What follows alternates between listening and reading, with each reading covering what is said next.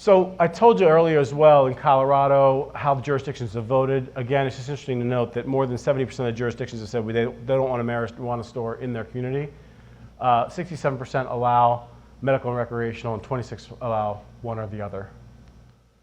And this goes to what's Colorado's experience been. In Colorado, before legalization, 54% were in favor. Now 46% are in favor. Colorado is not happy. They're not excited about what they're seeing, and people are becoming increasingly aware that this has been a bad thing for their state.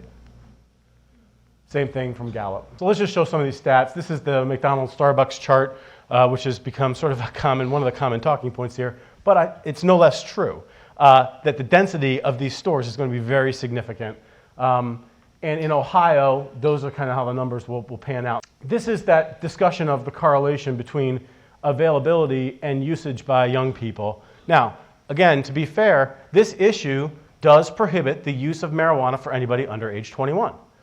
Just like today we prohibit alcohol use for anybody under a certain age, or tobacco use for anybody under a certain age, but we know it happens, right? So when you look at the states that have legalized marijuana for medical, which are in red, or the ones medical and recreational, you can see clearly that in those states where it's legalized for medical and or recreational, the usage by kids between 12 and 17-year-olds is higher, significantly higher.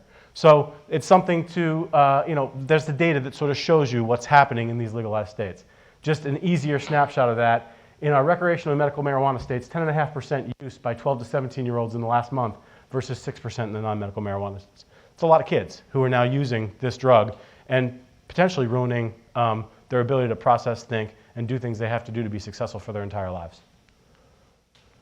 College-age adults, no surprise here, the usage will be higher among college kids, right? I mean, it's part of their learning and experimenting, et cetera, but significantly higher in Colorado, almost double. Adults, again, double the use in places where it's legal. This has implications for you as you're looking for workers, as you're looking for people to be a part of your workforce and be a part of your organizations. Emergency department rates. These are admissions to emergency departments in Colorado. You can see the increases after legalization. Exposure to kids 0 to 5 years old to marijuana because of its prevalence out there. Right, big number, right?